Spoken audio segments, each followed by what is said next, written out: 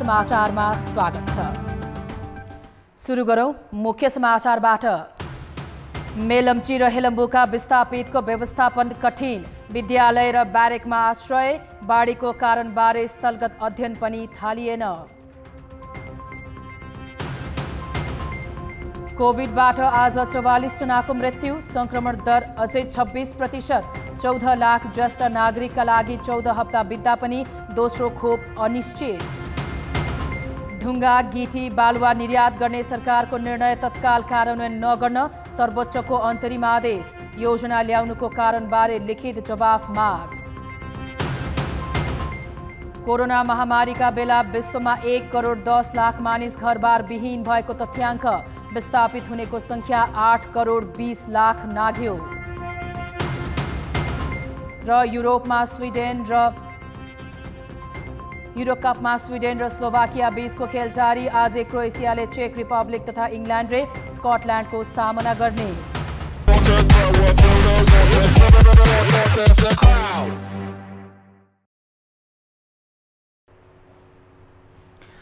राष्ट्रपति विद्यादेवी भण्डारीले गृहमन्त्री सहित 3वटा सुरक्षा निकायका प्रमुखलाई आफ्नै निवासमा बोलाएर छलफल गरेकी छिन्।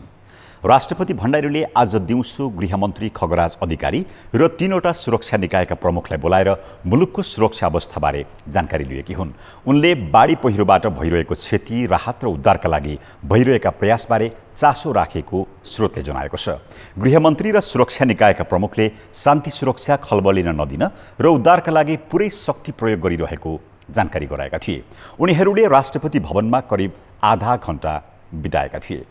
आलङ्कारिक राष्ट्रपतिको यो कदमलाई निकै अर्थपूर्ण रूपमा हेरिएको छ। प्रधान सेनापति भने उपस्थित थिएनन्। राष्ट्रपतिले सुरक्षा अवस्थाबारे जानकारी लिएपछि साँझ प्रधानमन्त्री केपी शर्मा ओलीसँग भेटवार्ता गरेकी थिइन्। जनता समाजवादी पार्टी जसपाका अध्यक्ष उपेन्द्र यादव पक्षले बहुमतको हस्ताक्षरसहित दोस्रो पटक पार्टीको आधिकारिकता दाबी गरेको छ। जसपाका अध्यक्ष यादवसहित वरिष्ठ नेता अशोक राई, राजेन्द्र श्रेष्ठ र प्रदेश 2 का मुख्यमन्त्री लालबाबु राउत पार्टी आधिकारिकताको दाबी गर्न आज निर्वाचन आयोग पुगेका हुन्। उनीहरूले अर्का अध्यक्ष महन्त ठाकुरसहित पार्टीका नाममा सरकारमा सामेल सबै मन्त्रीहरूलाई कार्यकारिणी समितिको बहुमतले कारबाही गरेको निर्णय बोकेर आयोग पुगेका थिए। यसअघि पार्टीका अध्यक्षद्वय ठाकुर र यादव दुवैले एक अर्कालाई गरेको कारबाहीलाई आयोगले मान्यता दिएको थिएन। त्यसैले दोस्रो पटक राजनैतिक दल विवाद सम्बन्धी ऐन अनुसार आधिकारिकता दाबी गरेर निवेदन दर्ता गरिएको यादव समूहले बताएको छ। दल सम्बन्धी ऐनको दफा 43 र 44 त्यस अनुरूप चाहिँ आधिकारिकता क्लेम गरेर चाहिँ आज दिएका छौँ। हिजो हामी चाहिँ 50 मध्ये 30 जना सदस्य उपस्थित थियौँ हैन।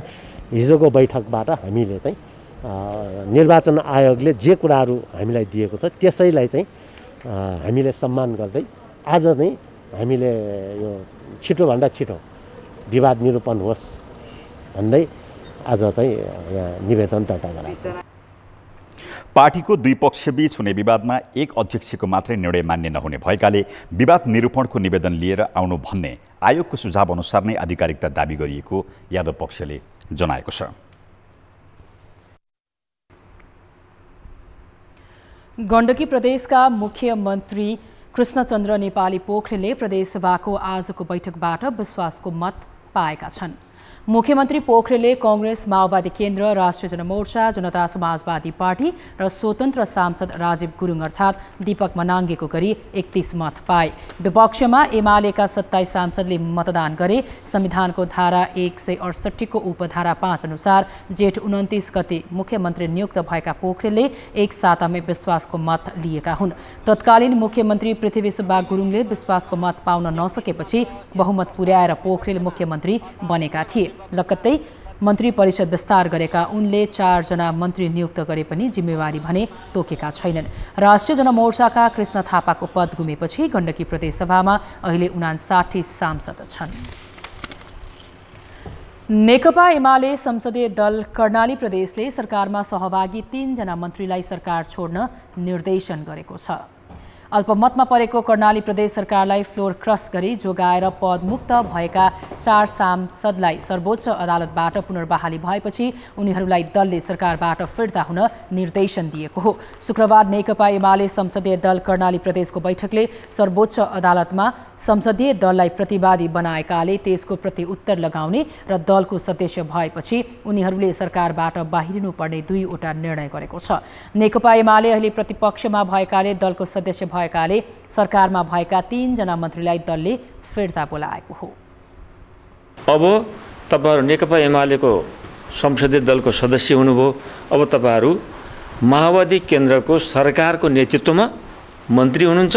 अब त्यो छोडेर नेकपा एमालेको दलमा आउनुस् राजीनामा दिएर भन्ने यो 2टा निर्णय भयो आज।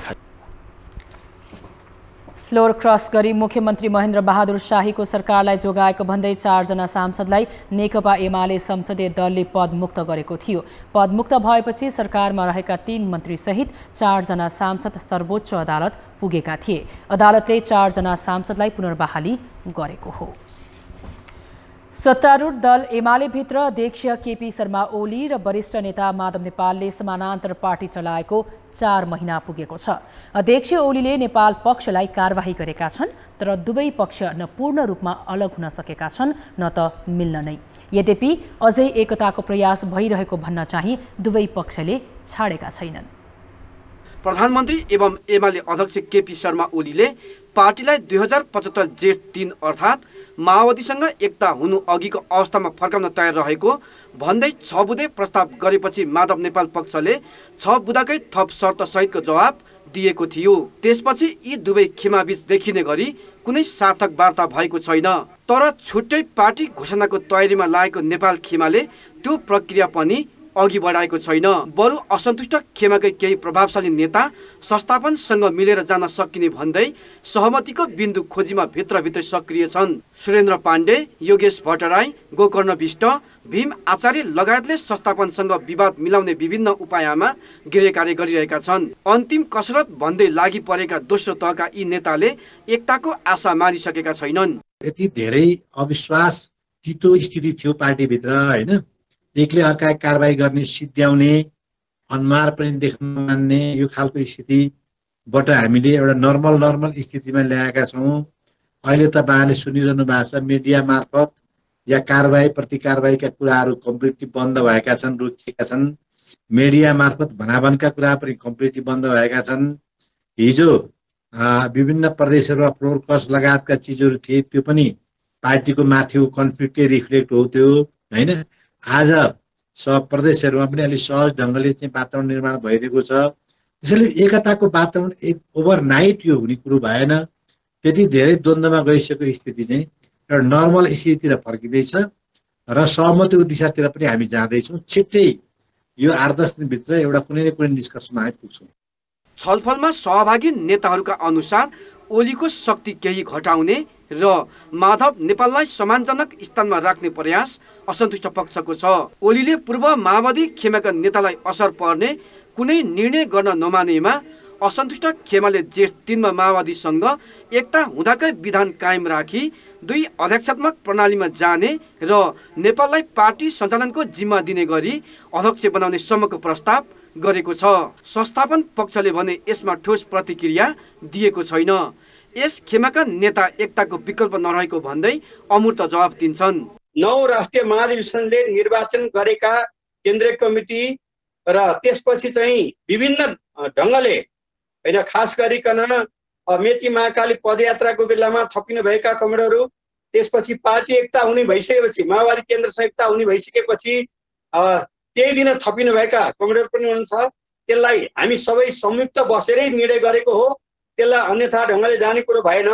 अर्को कुरा, रामबहादुर थापा, बादल कमरेड समेत 23 जना कमरेडहरू जो आउनु भएको छ, उहाँहरू हामी पार्टी फेरि माओवादी केन्द्रमा जाँदैनौँ। जसरी हामी 2-2.5 वर्ष यहाँ काम गऱ्यौँ, अब एमाले भयो, एमालेमा हुनुपर्छ भनेपछि तपाईँहरूलाई हामी स्वागत गर्छौँ भन्यौँ र उहाँहरूलाई दायाँ बायाँ गर्ने कुरो आउँदैन।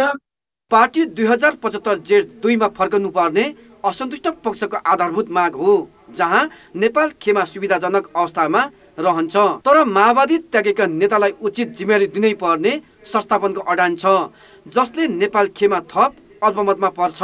त्यस्तै विपक्षीसँग मिलेर पार्टीको सरकार गिराउन लागि परेका कारण नेपाल पक्षलाई हार्दिक स्वागत गर्नु हुँदैन भन्ने मत पनि संस्थापनमा उत्तिकै छ भने संसद विघटनदेखि पार्टीमा एकलौटी गरेका घटनामा आत्मा आलोचित नभएसम्म ओलीसँग मिल्न सकिँदैन भन्नेहरू नेपाल खेमामा पनि प्रशस्तै छन्। कान्तिपुर समाचारका लागि दशरथ राई, काठमाडौँ।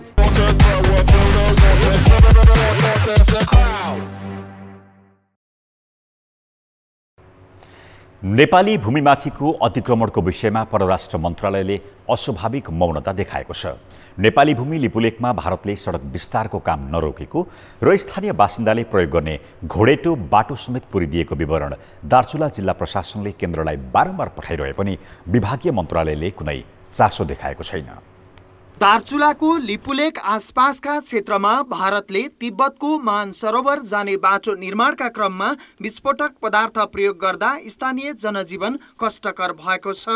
मुख्य बाटो नै पुरिदा ब्यास गाउँपालिकाका बासिन्दाको आवत जावत बन्द छ। विस्फोटका कारण ठुलठुलो पहिरो जान थालेपछि महाकाली नदीको प्राकृतिक बहाव परिवर्तन हुन सक्ने जोखिम समेत बढ्दै गएको छ। यसबारे दार्चुला जिल्ला प्रशासनले गृह मन्त्रालयलाई पत्र पठाएर जानकारी गराएको थियो।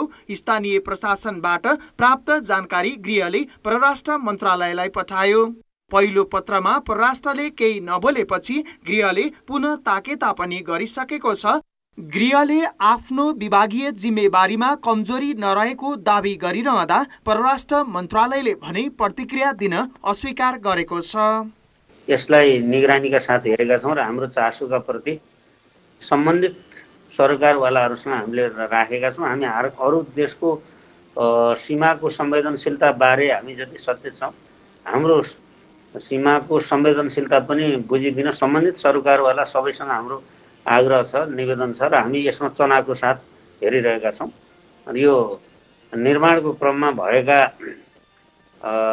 जुन बोल्डरहरूको कारणले हाम्रो ब्लक हुनु गएको छ, त्यसका बारेमा हामीले नियम कानुन अन्तर्राष्ट्रिय प्रक्रिया यी सबैलाई परिपालना गरिकन दुई देशबीचका र बहुपक्षीय सम्बन्धहरूका सबै पक्षहरूलाई अत्यन्तै कूटनीतिक क्षमताको पनि र कूटनीतिक मर्यादाको पनि हामीले ख्याल गरेर आफ्ना कामहरू गरेको कुरा निवेदन गर्न चाहन्छु। केही दिन अघि मात्र मान सरोवर जोड्ने सडक निर्माणमा अपेक्षाकृत प्रगति भएको भन्दै भारतीय रक्षा मन्त्री राजनाथ सिंहले निर्माण कार्यमा संलग्न बोर्डर रोड अर्गनाइजेसनलाई बधाई दिँदै काममा थप तीव्रता दिन भनेका थिए। भारतले नेपाली भूभाग लिपुलेक हुँदै तिब्बत निस्किने सडक निर्माण गरिरहे पनि परराष्ट्र मन्त्रालय मौन बसिरहेको छ। मन्त्रालयले अहिलेसम्म एउटा सामान्य विज्ञप्ति निकाल्ने वा कूटनीतिक विरोध जनाउने कुनै काम गरेको छैन। उनीहरू रणनीतिक ढङ्गबाट दूरगामी किसिमबाट चाहिँ चलिरहेछन्। हाम्रो कूटनीति पटकै कूटनीति छ। बाटो उद्घाटन गर्यो अनि हामी ताक्यौँ। अब त्यसपछि फेरि अहिलेसम्म हामी सेला छौँ। अहिले अब अलिकता फेरि चाहिँ अस्ति तपाईँको भारतीय रक्षा मन्त्रीले त्यो बोर्डर रोड्स अर्गनाइजेसनलाई चाहिँ बधाई दिएर चाहिँ हामीले सञ्चार माध्यममा देख्यौँ र अलिअलि चाहिँ त्यहाँ के भनेदेखि त्यहाँ भएको क्रियाकलापले हाम्रो बाटो समेत अवरुद्ध भएको देखेपछि फेरि सरकार पनि हामी सबै त्यसपछि तपाईँको अलिकता तातो लागेको छ हामीलाई। भूमि अतिक्रमण बारे तत्काल बोल्नुपर्ने परराष्ट्र मन्त्रालयले सरकारी निकायकै पत्रलाई व्यवस्था गर्दै भारतको नयाँ दिल्ली स्थित दूतावास मार्फत यस विषयमा बुझ्ने काम भइरहेको जवाफ दिएर टार्दै आएको छ। यसअघि नेपालले अतिक्रमणमा विरोध जनाउँदै वार्ताबाट निकास खोज्न प्रस्ताव गरेको थियो। भारतले विभिन्न बहाना बनाएर उक्त प्रस्ताव पन्छाउँदै आएको छ। अहिले उसले अतिक्रमण बढाइरहेका बेला सरकार किन बोल्न सकिरहेको छैन संशयको विषय भएको छ। कान्तिपुर समाचारका लागि बाबुराम तिमिल सिन्हा, काठमाडौँ। ब्रेकपछि समाचारमा स्वागत छ। बाढी प्रभावित सिन्धुपाल्चोकको मेलम्ची र हेलम्बुका विस्थापितको व्यवस्थापन अझै कठिन भइरहेको छ। उनीहरू विद्यालय र सेनाका ब्यारेकमा कोचाकोच गरेर बसिरहेका छन्। मौसममा आज आंशिक सुधार देखिए पनि त्रासदी कम भएको छैन। नदीमा पानीको बहाव घटे पनि स्थानीय बासिन्दामा भय कायमै छ। घर छाडेका हेलम्बुका केही परिवार घरमा फर्किएका छन् भने केही माथिल्लो क्षेत्रमा रहेका गुम्बामा बसिरहेका छन्। मेलम्चीका विस्थापितको अवस्था अझै दयनीय छ। उनीहरू विद्यालय र सेनाको ब्यारेकमा निकै अप्ठ्यारोसँग बसेका छन्। प्रभावित परिवारले तत्काल राहत पनि नपाएको गुनासो गरेका छन्, तर प्रशासनले क्षतिको विवरण सङ्कलन भइरहेको जनाएको छ।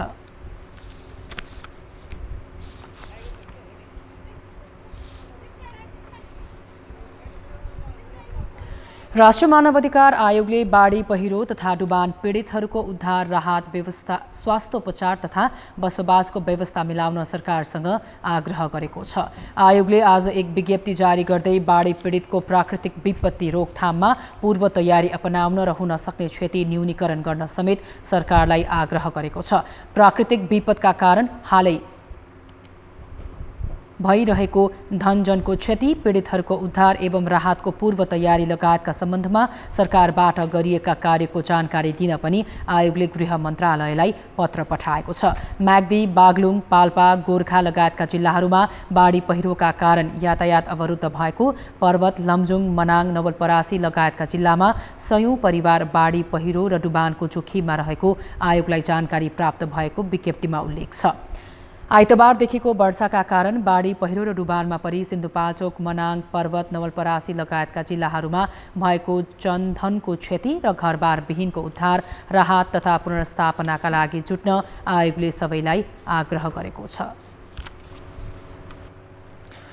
लेदो सहितको बाढीले मेलम्ची बजारलाई तहस नहस बनायो। खेतीयोग्य जमिन बगरमा परिणत भयो।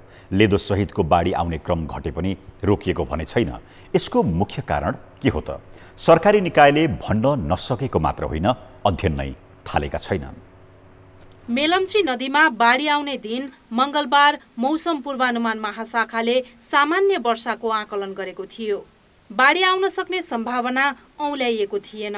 एकातिर लगातार वर्षा भयो भने नदीमा यसअघि कहिल्यै नदेखिएको लेदो सहितको बाढी आयो। त्यसले मेलम्ची बजारमा अत्यास लाग्दो स्थिति निम्त्यायो। 7 जनाले ज्यान गुमाए भने 1 दर्जन भन्दा बढी बेपत्ता छन्। 500 भन्दा बढीलाई उद्धार गरी विद्यालयमा राख्नु परेको छ। निरन्तरको वर्षाले मेलम्चीबाट उत्तरतर्फ माथिल्लो क्षेत्रमा पहिरो गएपछि थुनिएर विस्फोट भएको नदीमा ठूलो बाढी आएको पूर्वानुमान छ।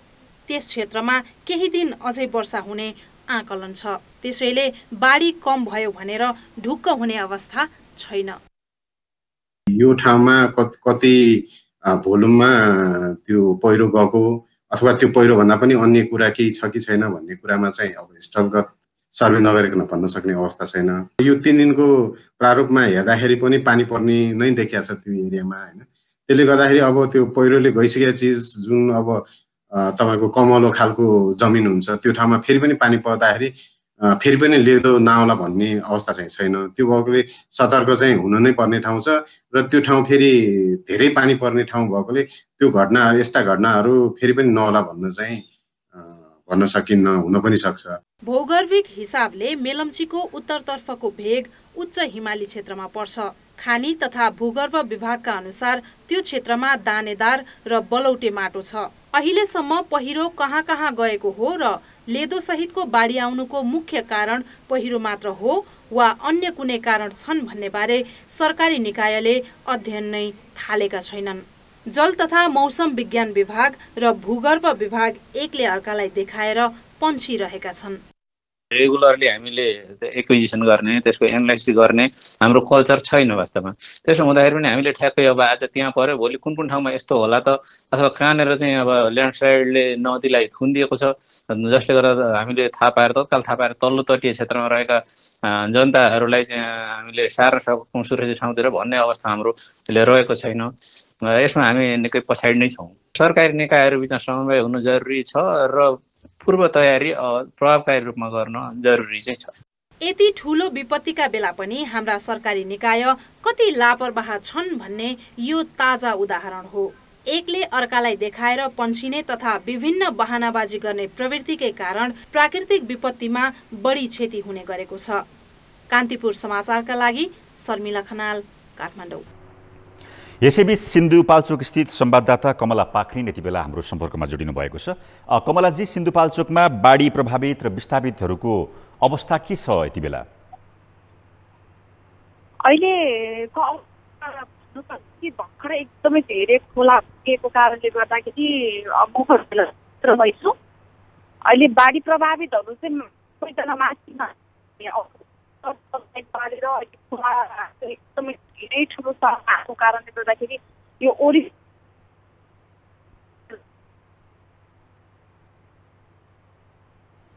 हस् कमलाजी, धन्यवाद जानकारीका लागि। उहाँ हुनुहुन्थ्यो सिन्धुपाल्चोक स्थित संवाददाता कमला पाखरिन।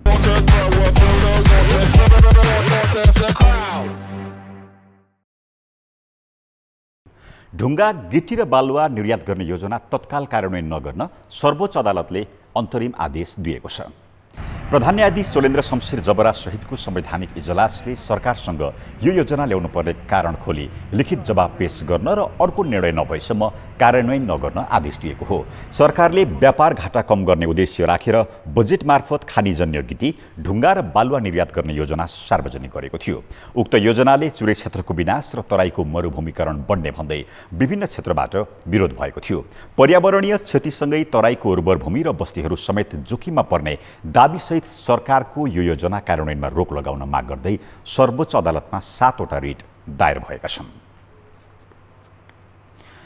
पछिल्लो 24 घण्टामा कोभिडका 44 बिरामीको मृत्यु भएको छ भने 1963 जनामा संक्रमण पुष्टि भएको छ। स्वास्थ्य मन्त्रालयका अनुसार 7569 जनाको PCR परीक्षण गर्दा 26% कोभिड देखिएको हो। संक्रमण दर बिहिबार 23% थियो। पछिल्लो 24 घण्टामा 6458 जनाको एन्टिजेन परीक्षण गर्दा 805 जनामा संक्रमण देखिएको हो। कोभिडका 60,000 भन्दा बढी सक्रिय संक्रमित मध्ये 55,000 भन्दा बढी घरमै छन्। यस्तै 872 जनाको आइसियु र 246 जनाको भेन्टिलेटरमा उपचार भइरहेको छ। मन्त्रालयका अनुसार आज 4020 जना संक्रमणमुक्त भएका छन्। अहिलेसम्म कोभिडले मृत्यु हुनेको संख्या भने 8641 पुगेको छ। 14 लाख भन्दा बढी ज्येष्ठ नागरिकले कोभिड विरुद्ध कोभिसिल्ड खोपको पहिलो डोज लगाएको 14 साता नाघ्यो। सरकारले समयमै दोस्रो डोज खोप व्यवस्थापन नगर्दा उनीहरूले फेरि दुवै डोज खोप लगाउनु पर्ने अवस्था सृजना हुन लागेको छ।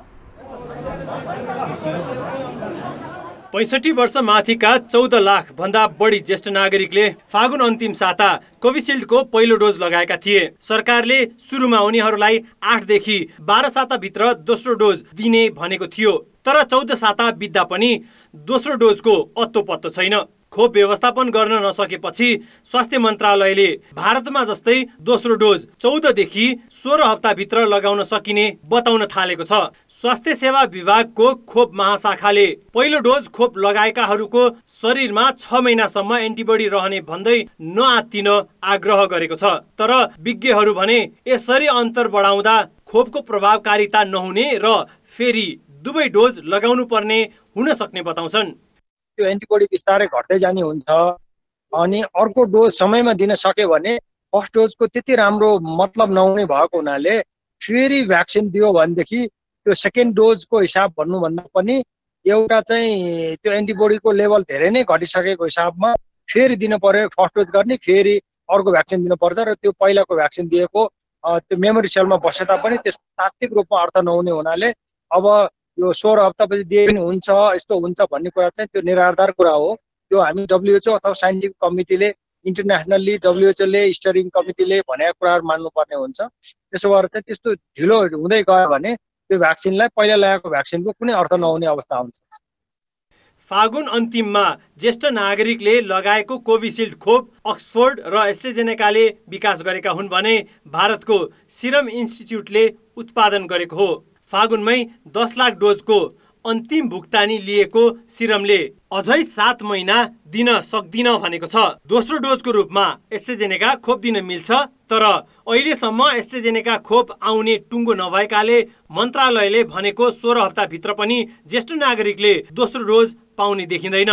यो कहिलेसम्म रहन्छ भन्ने कुरा हामीले स्टडी गर्नु पर्यो। त्यसकारण गर्दा पहिलो डोज लगाएर दोस्रो डोज गर्दा के हुन्छ भने अलिकति चाहिँ प्रोटेक्सन रेट चाहिँ बढी हुन्छ भन्ने हो र त्यो लाउन धेरै समय पाएन भने चाहिँ पछि के हुन्छ बुस्टर डोजको हिसाब लाउनु पर्ने हुनसक्छ नयाँ हिसाबले पनि। हुँदाखेरि अब हामीले यो लगाएको भ्याक्सिन कहिलेसम्म रहन्छ भन्ने कुरा हाम्रो पपुलेसनको हिसाबले हाम्रो चाहिँ तपाईँको हिसाबले हेर्नु जरुरी छ। त्यो चाहिँ एनएचआरसीले हेरिरहेको अवस्था छ र त्यस आधारमा कुन क्वालिटीको भ्याक्सिन लगाउने अथवा कुन नलगाउने अथवा यो कहिलेसम्म रहन्छ भन्ने कुराहरू पनि हेर्दै जानुपर्ने हुन्छ। त्यो चाहिँ हेर्नुपर्ने छ। राष्ट्रिय स्वास्थ्य अनुसन्धान परिषद भने दोस्रो डोज कति समयको अन्तरमा लगाउँदा प्रभावकारी हुन्छ भन्ने कुरा अनुसन्धानकै क्रममा रहेकाले आत्तिन नहुने बताउँछ। मन्त्रालयका अनुसार हालसम्म 24 लाख जनाले कोभिड विरुद्धको खोपको पहिलो डोज तथा 7 लाख जनाले दुवै डोज लगाएका छन्। तर 14 लाख भन्दा बढी ज्येष्ठ नागरिकलाई दोस्रो डोज व्यवस्थापन गर्ने मामिलामा सरकार असफल जस्तै भएको छ। कान्तिपुर समाचारका लागि सुबिन्द्र श्रेष्ठ, काठमाडौँ।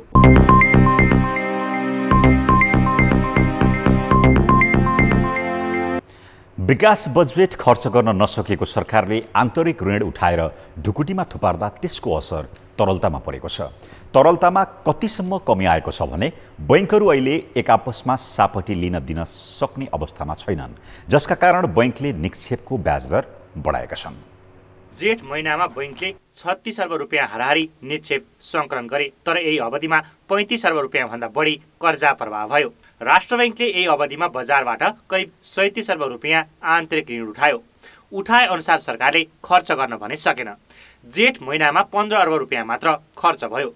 रकम सरकारी ढुकुटीमा थुप्रिँदा त्यसको असरले बैंकमा तरलतामा कमी आएको हो। एक आपसमा सापटी दिन सक्ने अवस्था नभएपछि अन्तर्बैङ्क ब्याज दर बढेर 4.8% पुर्याइएको छ। यस्तो ब्याज दर फागुनमा मात्र 0.5%सम्म थियो। कर्जा निक्षेप तथा पुँजी सिसिडी अनुपात कायम गर्न बैंक तथा वित्तीय संस्थाले राष्ट्र बैंकबाट अन्तर्बैङ्क भन्दा महँगो अर्थात् 5% ब्याज दरमा स्थायी तरलता सुविधा एसएलएफ लिइरहेका छन्। तर एसएलएफ एक सातामै फिर्ता गर्नुपर्छ। एसएलएफ को रकम कटाउने हो भने बैंकहरूसँग अहिले 7 अर्ब हाराहारी मात्र तरलता छ। तरलता अभाव होइन, तरलतामा अलिकति कमी आएको, अधिक तरलतामा कमी आएको हो। अब हिजोसम्मको 23 अर्ब अधिक तरलता रहेको छ।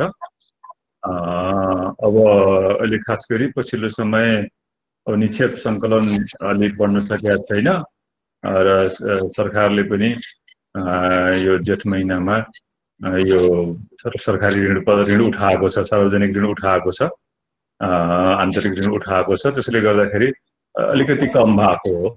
असार बैंकहरूले आक्रामक रूपमा कर्जा विस्तार गर्ने महिना भने होइन। यो महिनालाई उनीहरू सिसिडी रेसियो 85%बाट बढ्न नदिने अवसरका रूपमा उपयोग गर्छन्। अहिले केही बैंकको सिसिडी रेसियो 84%सम्म पुगेको छ। सरकारले ढुकुटीमा रकम थुपारेका कारण तरलतामा कमी आएको अवस्थामा स्थिति सहज बनाउन राष्ट्र बैंकले रिपो जारी गर्नुपर्ने बैंकरहरूको सुझाव छ। रेटहरू अब हाईहरू हुन्छ। अब मार्केटमा अब भोलिका दिनमा खुल्ने बित्तिकै हामी लगानी विस्तार गर्ने बेलामा हामी अलिकति भन्न एक किसिमको फेरि हामी पहिले जस्तो को अब ट्रेन्डमा जान सक्ने अवस्था पनि आउन सक्छ। त्यहाँदेखि अहिले हामी सबैजना के छ भने असाढको ब्यालेन्समा केही चिज खुकुलो भयो भने मार्केटले पनि सपोर्ट गर्छ, केही सरकारी खर्चहरूले पनि सपोर्ट गरेर अलिकति सहज अवस्था बन्न दिन्छ होला। अब सहज भएन भने त्यसले नकारात्मक प्रभाव पारिहाल्छ नि। तरलतामा कमी आएपछि बैंकले निक्षेपको ब्याज दर बढाउन थालिसकेका छन्। त्यसको अर्थ यो कर्जाको ब्याज दर बढाउने तयारी पनि हो। त्यसैले राष्ट्र बैंकले रिपो जारी गर्ने मात्र भन्दा पनि सरकारले नै विकास निर्माणलाई तीव्रता दिएर खर्च बढाउनु पर्ने देखिन्छ। कान्तिपुर समाचारका लागि सुदिल पोखरेल, काठमाडौँ। अहिले नेपालमा 1350 मेगावाट विद्युत उत्पादन भइरहेको छ।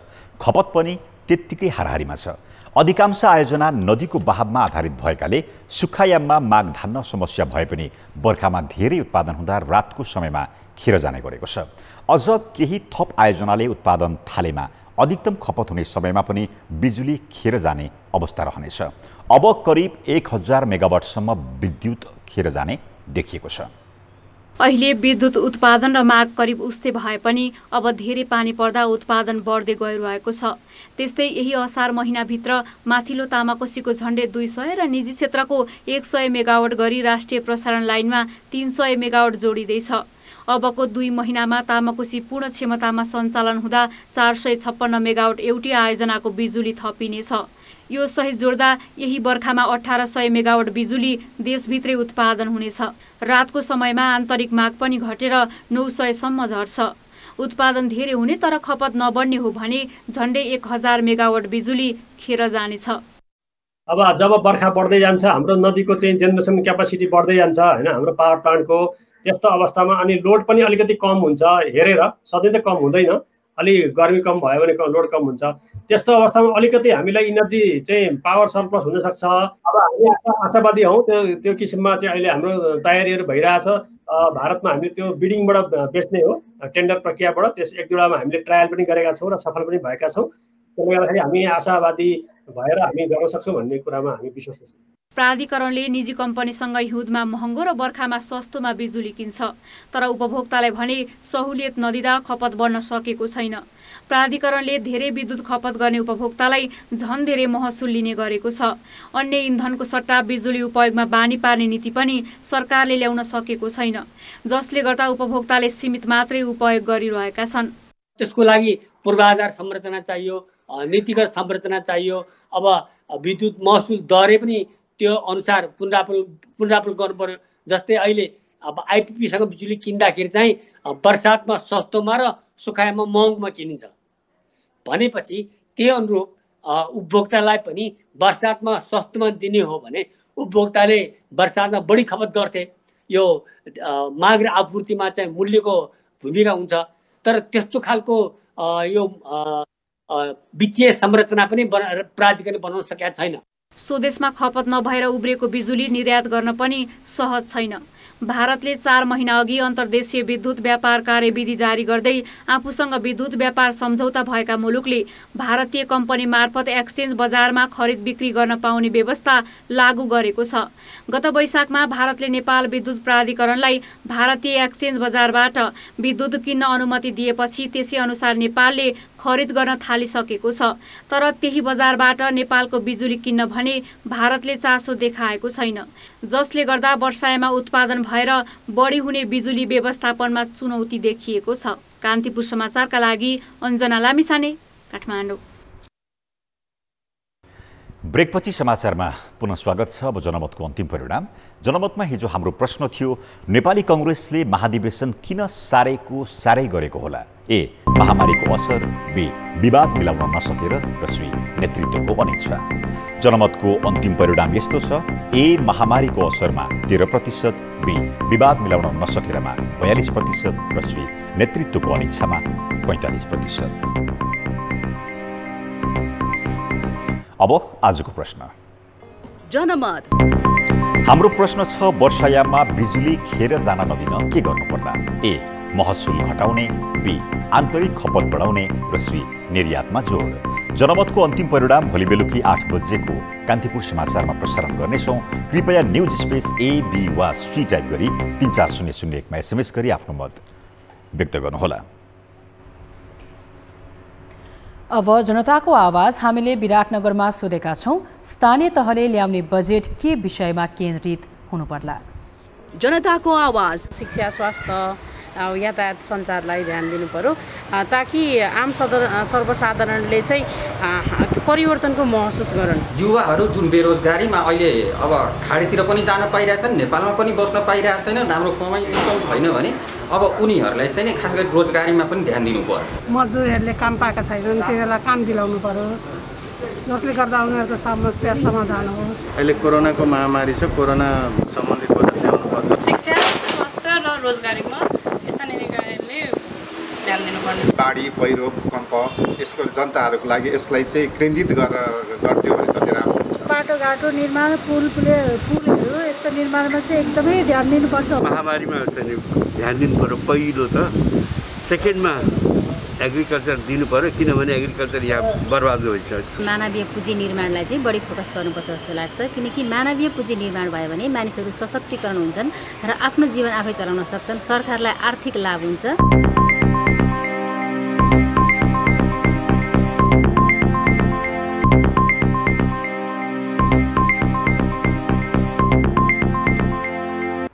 नमस्कार, कान्तिपुर खेलकुद समाचारमा स्वागत छ। नेपाल क्रिकेट संघले स्पेनमा हुने विश्वकप लिग 2 अन्तर्गत नेपाल, स्कटल्यान्ड र नामिबिया बीचको त्रिकोणात्मक सिरिजका लागि 20 खेलाडीको नाम सार्वजनिक गरेको छ। क्यानले आज एक विज्ञप्ति जारी गरी प्रारम्भिक चरणमा बन्द प्रशिक्षणमा परेका 20 खेलाडीको नाम सार्वजनिक गरेको हो। यसपटक टिममा कुनै नयाँ नाम अटाएका छैनन्। पृथु बास्कोटा र शरद भेस्वाकरलाई समेटेर टिम बोलाइएको छ भने रोहित पौडेल वसन्त रेग्मीलाई बाहिर राखिएको छ। टिमले आगामी सोमबारबाट प्रशिक्षण थाल्नेछ। गत माघमा त्रिवी मैदानमा घरेलु टोली नेपाल, अमेरिका र ओमान सम्मिलित त्रिकोणात्मक सिरिजमा खेल्दै नेपालले डेब्यू गरेको थियो। उक्त सिरिजमा 4 खेल खेल्दा 2 मा मात्र जित हात पार्दै 4 अङ्क जोडेको नेपाल 6औं स्थानमा छ। 10 खेलबाट 16 अङ्क जोडेको ओमान शीर्ष स्थानमा र 12 खेलबाट 12 अङ्क जोडेको अमेरिका दोस्रो स्थानमा छ। 2023 सम्म होम एन्ड अवेका आधारमा चल्ने सिरिजमा Nepal, Oman, America, Scotland, Namibia, UAE र पपुवा न्युगिनी प्रतिस्पर्धा गर्नेछन्। शीर्ष 3 टिमले ग्लोबल छनौटमा स्थान बनाउनेछन्। पुछारका 4 टोलीले प्लेअफमा प्रतिस्पर्धा गर्नेछन्। अब पालो युरोकप विशेषको। युरोकप विशेष प्रायोजक बर्जर होम सिल साइन्टिफिक वाटरप्रुफिङ सल्युशन्स। युरोकप अन्तर्गत स्विडेनले पहिलो जित हात पारेको छ। भर्खरै सम्पन्न खेलमा स्लोभाकियामाथि 1-0 गोलको जित निकाल्दै उसले अन्तिम स्वरमा पुग्ने सम्भावना पनि कायमै राखेको छ। रुसको सेन्ट पिटर्सबर्गमा पहिलो हाफमा दुवै टिमले गोलको अवसर पाए पनि सदुपयोग गर्न सकेनन्। 50औं मिनेटमा स्विडेनका लागि मार्कस बगले अग्रता लिन चुके। एलेक्जान्डर इसाकले गरेका प्रहारहरू पनि विफल भएका थिए। खेलको 77औं मिनेटमा स्विडेनले गोलको खडेरी तोडेको थियो। रोबिन क्वासनलाई पोस्ट नजिकै स्लोभाकियाका गोलरक्षक मार्टिन ड्रबाकले लडाएपछि पाएको पेनाल्टीमा इमाइल फोर्सबर्गले गोल गरेका हुन्। त्यसपछि दुवै टिमबाट गोल हुन सकेन र स्विडेन विजयी भयो। अघिल्लो खेलमा स्पेनसँग गोलरहित बराबरीमा रोकिएको स्विडेनले यो जितपछि तालिकामा 4 अङ्क जोडेको छ। यता स्लोभाकियाले भने अन्तिम 16मा पुग्न अझै एक खेलमा नतिजा आफ्नो पक्षमा बनाउनु पर्ने भएको छ। उसको 3 अङ्क छ। कान्तिपुर खेलको समाचार अहिले यति नै। अब मौसम सम्बन्धी जानकारी।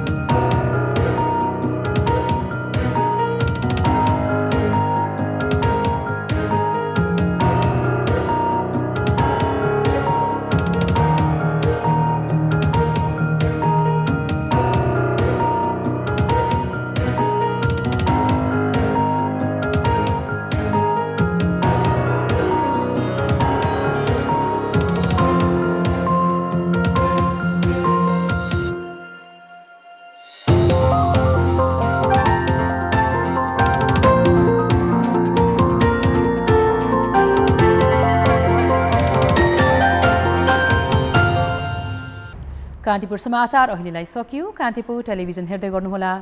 नमस्कार।